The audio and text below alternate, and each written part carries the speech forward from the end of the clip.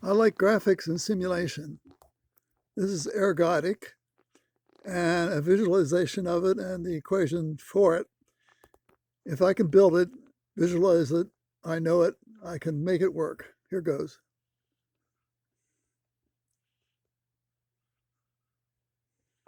Oh, there are two concepts I'm going to explain in mathematical terms in this talk. The first one is ergodicity. The second one is shadowing. So these are the only two slides with some non-trivial mathematical equations. So please pay attention, although it's there is a long equation here. Ergodicity essentially says the time average of function along the trajectory starting from almost anywhere would be equal to the ensemble average. Okay, so what do we mean by time average? This equation explains what we mean by a time average. So again, we are solving a ODE, du dt equal to f of u. And j is a function of the state of the system, u. So j is a function of u. And what is in the parentheses is a time average of the function over a period of t. So the time average here is defined as a limit of the time averaging span going to infinity. So it is an infinitely long time average of some function, right? That's actually what we usually mean by a statistics of the dynamical system.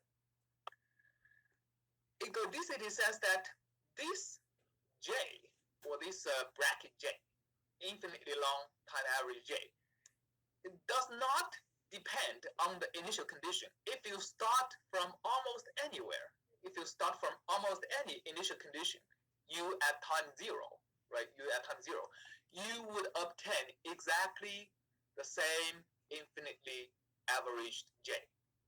And it is equal to an ensemble average. So again, if you start an ensemble, right, as long as the ensemble has a density, right, you evolve the ensemble for a long time and average the j on the set of ensembles, you would get the same average. So this is ergodicity.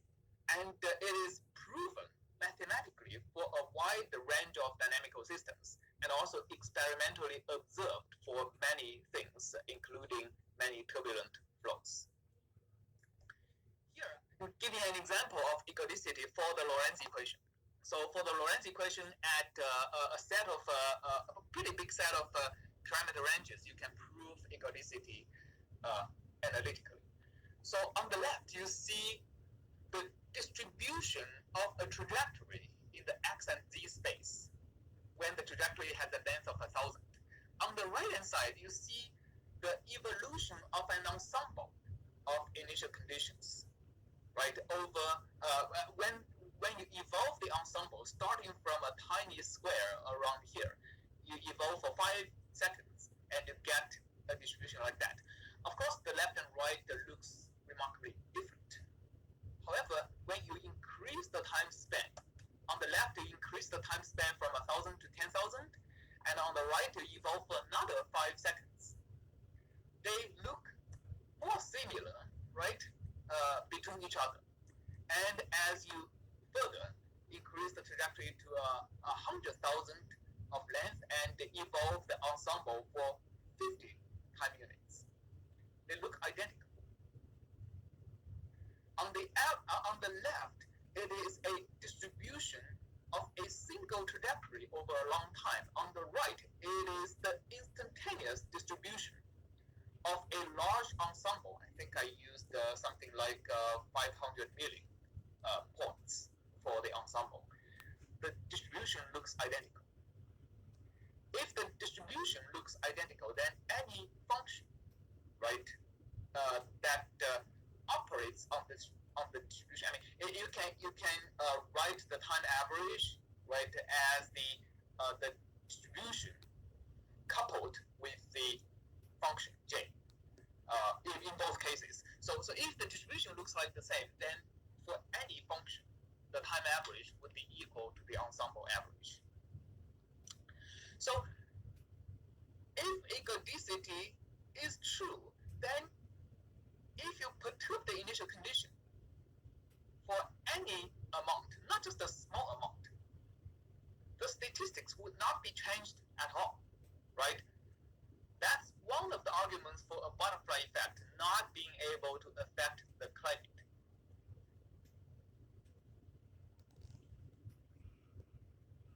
You would obtain exactly the same infinitely averaged J. Okay, I hope that's perfectly clear.